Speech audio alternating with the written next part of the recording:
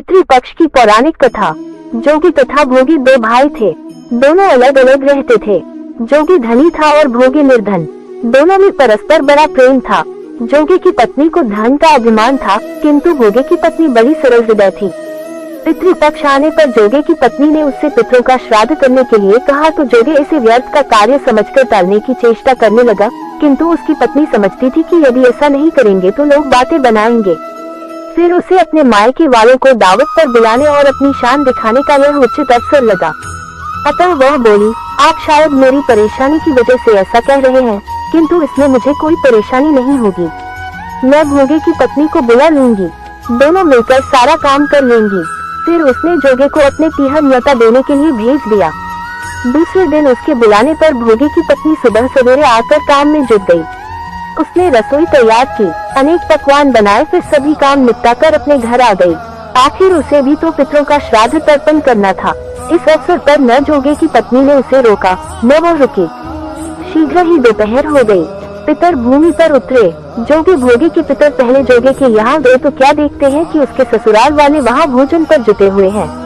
निराश होकर वे भोगी के यहाँ गए। वहाँ क्या था, माता पितरों के नाम पर अगियारी दे दी गई थी। पितरों ने उसकी रात चाटी और भूखी ही नदी के तट पर जा पहुँचे। थोड़ी देर में सारे पितर इकट्ठे हो गए और अपने अपने यहाँ के श्राद्धों की बड़ाई करने लगे। जोगी भोगी के पितरों ने भी अपनी आपबीती सुनाई। फिर वे सोचने लगे, अगर भोगे समर्थ होता तो शायद उन्हें भूखा न रहना पड़ता, मगर भोगे के घर में तो 2 जून की रोटी भी खाने को नहीं थी। यही सब सोचकर उन्हें भोगी पर दया आ गई। अचानक वे नाच नाचकर गाने लगे, भोगी के घर धन हो जाए, भोगी के घर धन हो जाए। शांत होने को हुई। भोगी के बच्चों को कुछ भी खाने को नहीं मिला था। उन्होंने माँ से कहा, भूख लगी है। तब उन्हें टालने की गरज से भोगी की पत्नी ने कहा, जाओ, आंगन में हौदी और भी रखी है, उसे जाकर खोल लो और जो कुछ मिले बांट कर खा लेना। बच्चे वहाँ पहुँचे तो क्या देखते हैं कि हौदी मोहरों से भरी पड़ी है। वे दौड़े दौड़े माँ के पास पहुँचे और उसे सारी बातें बताईं।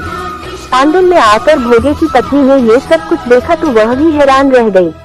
इस प्रकार भोगे भी धनी हो गया, मगर धन पाकर वो घमंडी नहीं हुआ।